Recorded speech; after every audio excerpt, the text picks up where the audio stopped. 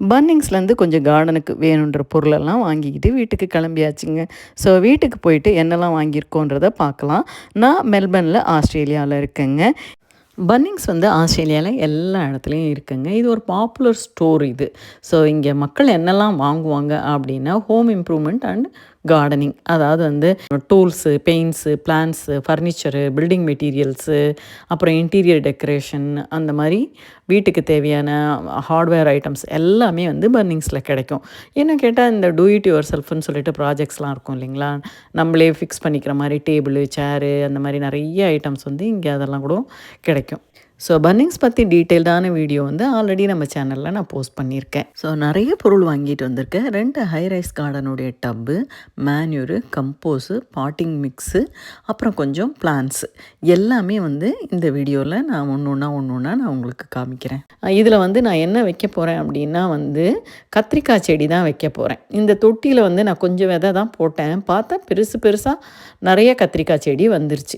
So இவ்வளோ கத்திரிக்காய் செடியும் இந்த ஒரே தொட்டியில் வச்சுருக்கிறது வந்து சரியில்லை அப்படின்ட்டு நடுவில் பார்த்திங்கன்னா ஒரு கேப்சிகம் செடி இருக்குது. அப்புறமா வந்து குட்டி குட்டியாக உள்ள அது கேப்சிகம் செடியும் நிறையா இருக்குது. சரி, இந்த ஒரே தொட்டியில் இவ்வளோ செடி வந்துருச்சே அப்படின்னு சொல்லி தான் இதை எடுத்து நான் இதில் வைக்க போகிறேன். இதுக்காக நான் வந்து மண்ணும் வாங்கிட்டு வந்துட்டேன். கார்டன் சாயில் மிக்ஸு, அதுக்கப்புறம் கம்போஸு, அப்புறம் மேன்யூர் எல்லாமே வாங்கிட்டு வந்திருக்கேன். இது தாங்க கூஸ்பெர்ரி செடி வாங்கிட்டு வந்திருக்கோம். இதுக்கு முன்னாடி வாரம் போய் அதை வாங்கிட்டு வந்திருந்தேன். ஸோ நிறைய பேர் வந்து கேட்டிருந்தாங்க, இந்த மாதிரி ஆம்லா செடி எங்கே கிடைக்கும் அப்படின்னு சொல்லிட்டு. நீங்கள் ஆம்லான்னு தேடாதீங்க, கூஸ்பெரின்னு போட்டு தேடுங்க, கட்டாயம் கிடைக்கும். ஸோ இப்போ இது நம்ம ஃபிக்ஸ் பண்ணலாம் வாங்க. இதுக்கு வந்து 4 கால் கொடுத்துருக்காங்க. ஸோ இந்த ஹைரைஸ் கார்டனில் வந்து பேக் சைடில், அதாவது வந்து தலைகீழாக வச்சுட்டு நம்ம இந்த காலை வந்து இதில் ஃபிக்ஸ் பண்ணிடணும். அது வந்து அதில் வந்து கொஞ்சம் ஹோல் கொடுத்துருக்காங்க. அதாவது எக்ஸஸான வாட்டர் வந்து இந்த கால் வழியாக கீழே வந்துடுறோம். அந்த மாதிரி இதில் இருக்குது. அந்த நம்ம வந்து செடி வச்சுட்டு செடிக்கு மேலே நம்ம தண்ணி ஊற்றும்போது எக்ஸஸாக இருக்க தண்ணி வந்து அது வழியாக வெளியே வந்துடுது. அவ்வளோதாங்க. இதில் 2 விஷயந்தான். அந்த தொட்டி, அதுக்கு 4 கால், அவ்வளோதான். இந்த 2 தொட்டி தான் வாங்கிட்டு வந்திருக்கேன். ஏன்னா இதான் ஃபஸ்ட்டு டைம் வந்து இந்த ஹைரைஸ் கார்டன் வாங்கின்னு வந்திருக்கேன். சரி பார்ப்போம் எப்படி வருதுன்னு சொல்லிட்டு. இதுதான் இந்த ப்ரீமியம் பாட்டிங் மிக்ஸு. இது எல்லாமே வந்து $11 $15ன்னு சொல்லிட்டு அந்த டைமில் வந்து ரொம்ப கம்மியாக இருந்தது. அதனால் வந்து இது 3 பேக்கெட் வாங்கிட்டு வந்திருக்கோம். இதுதான் மேன்யூரு. ஸோ வந்து உரம் வந்து நம்ம வந்து கீழே, அதாவது வந்து வேர் வந்து கீழே போகும்போது அந்த வேருக்கு நல்லா பலம் கொடுக்கணும்னு சொல்லிட்டு ஃபஸ்ட்டு மேன்யூர் போட்டுட்டேன். அந்த கீழே ஒரு லேயர் வந்து மேன்யூர் போட்டாச்சு. அதுக்கு மேலே வந்து கார்டன் சாயில் போட்டோம். ஆக்சுவலாக இந்த கத்திரிக்காய் செடியெல்லாம் இதுலேருந்து பிடுங்கிடலான்னு நினைக்கும் போது தான் பார்த்தா இது ரொம்ப மெச்சூர்டாக இருந்தது இந்த செடி எல்லாமே. ஸோ இதை நம்ம பிடுங்கி அதில் நட்டு அந்த செடி செத்து போயிடக்கூடாது அப்படின்னு சொல்லிட்டு, ஏன்னா கத்திரிக்காய் வந்து ரொம்ப கஷ்டப்பட்டு வந்திருக்கு. லாஸ்ட் இயர்லாம் எனக்கு கத்திரிக்காய் செடி வளரவே இல்லை. அதனால் ஓகே, நம்ம இதை வந்து இதிலேயே விட்டுறலாம். ஏன்னா இந்த தொட்டியில் வந்து நான் நிறைய முட்டை ஓடுலாம் போட்டு ரொம்ப உரம்லாம் போட்டு நல்லா வச்சுருக்கேன். இந்த செடியும் வந்து ரொம்ப வளமையாக இருக்கிறதுனால இதுலேருந்து நம்ம டிஸ்டர்ப் பண்ண வேண்டாம். ஓகே, அப்போ இதுலேருந்து நான் வந்து இதோடைய குட்டி குட்டி கேப்சிகம் செடியெல்லாம் இருக்குது இல்லைங்களா, வீட்டில் ஏற்கனவே பார்த்திங்கன்னா ஒரு 20 செடி கிட்ட கேப்சிகம் செடி இருக்குது. ஸோ அதனால் வந்து இந்த கேப்சிகம் செடிங்களை வந்து இதில் நட்டுடலாம் அப்படின்னு சொல்லிட்டு ஒரு 2 கத்திரிக்காய் செடி எடுத்துட்டதுக்கப்புறம் தான் நான் வந்து சரி வேண்டாம், இதை டிஸ்டர்ப் பண்ண வேண்டாம் கத்திரிக்காய் செடிங்களேன்னு சொல்லிட்டு. இது பார்த்திங்கன்னா இது கத்திரிக்காய் செடி, மற்றது எல்லாமே வந்து கேப்சிகம் செடி. அன்னைக்கு என்னெல்லாம் வாங்கிட்டு வந்திருந்தோம் அப்படின்னா, இந்த ப்ளூபெரியும் வாங்கிட்டு வந்திருந்தேன். ஸோ இந்த ப்ளூபெரியை வந்து எடுத்து நட்டாச்சு. இப்போ பார்த்திங்கன்னா நல்லா அழகாக குளுன்னு இருக்குது இந்த செடி. நான் வந்து இப்போ வீடியோ எடுத்து அதாவது இது வச்சு கிட்டத்தட்ட வந்து ஒரு 1.5 மாதம் ஆயிடுச்சு. ஸோ இந்த 30 நாளில் இன்னொரு செடியும் வாங்கிட்டு வந்திருந்தோம். அது என்னன்னு பார்த்திங்கன்னா ஸ்வீட் பொட்டேட்டோ. அதாவது வந்து இந்த பர்பிள் ஸ்வீட் பொட்டேட்டோ இருக்குது இல்லைங்களா, அதுதான் இது பாருங்களேன். இது இத்தினூண்டு ஒரு செடி தான் வாங்கிட்டு வந்து நட்டோம். ஆனால் இப்போ பார்த்திங்கன்னா இந்த தொட்டி ஃபுல்லாக வளர்ந்து கீழே வர ஆரம்பிச்சிருச்சு.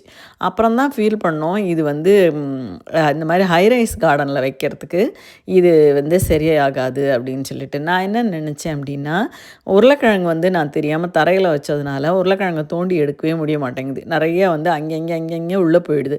ஸோ இந்த ஸ்வீட் பொட்டேட்டோ வந்து இந்த மாதிரி தொட்டியில் வச்சோம்னா நம்மளுக்கு எடுக்க ஈஸியாக இருக்குமேன்னு நினச்சேன். ஸோ அப்படியே ஒரு வெங்காய அறுவடையும் பண்ணேங்க. இது ஒரு 4, 5 வெங்காயம் தான் இருந்தது. பரவாயில்லன்னு எடுத்தாச்சு. இதுக்கப்புறம் பாருங்களேன், இது கேப்சிகம் எப்படி இருக்குது பாருங்களேன், எப்படி கொழு கொழு கொழு கொழுன்னு. ஆமாங்க, நல்லா வளமையாக இருக்குதுங்க இந்த கேப்சிகம். இது எல்லாமே பறித்து இப்போ நம்ம ஃப்ரெண்டு வீட்டுக்கு கொடுத்து அனுப்ப போகிறோம். இதெல்லாம் குட்டி கேப்சிகம், ஆனால் அவரே வந்து நல்ல பெரிய மாங்காய் சைஸ்க்கு வளர்ந்துருது.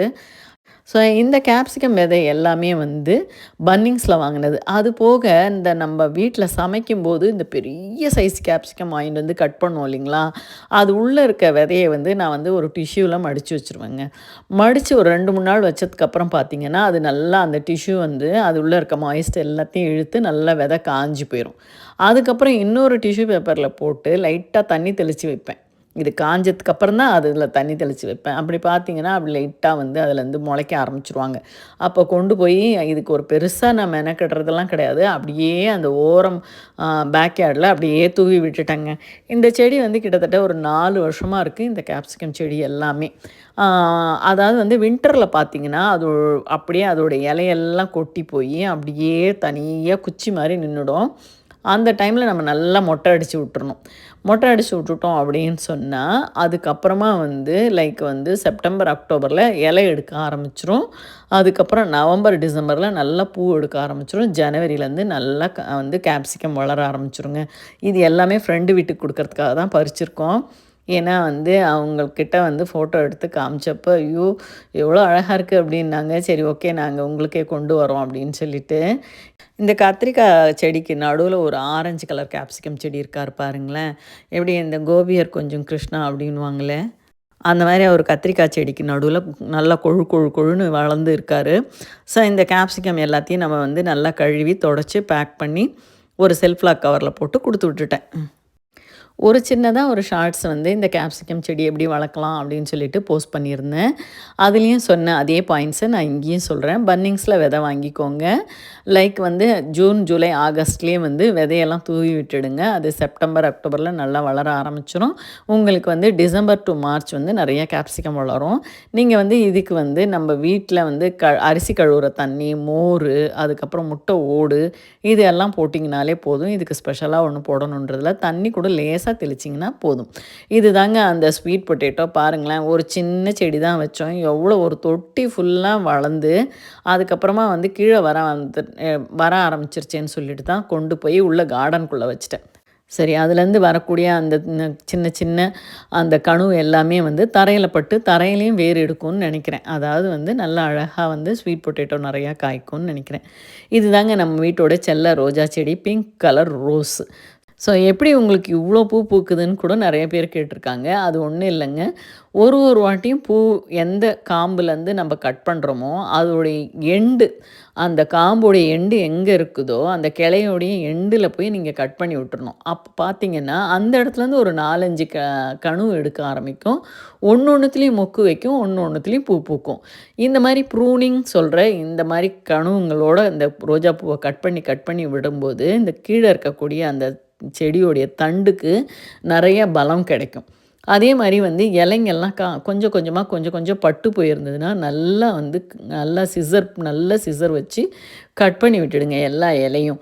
ஸோ அந்த மாதிரி தேவையில்லாத நியூட்ரியன்ஸ் வந்து இந்த மாதிரி தேவையில்லாத வந்து இலைங்களுக்கும் செத்து போன அந்த கிளைங்களுக்கும் போகிறதுக்கு பதிலாக அதெல்லாம் நம்ம கட் பண்ணி விடும்போது கீழே செடிக்கு வந்து நல்ல பலம் கிடைக்கும், நிறைய மொக்கு எடுக்கும், நிறைய பூவும் பூக்கும். இந்த கார்டன் வீடியோ உங்களுக்கு பிடிச்சிருந்தா கட்டாயம் ஒரு லைக் பண்ணுங்கள், கமெண்ட் பண்ணுங்கள், சப்ஸ்கிரைப் பண்ணுங்கள்.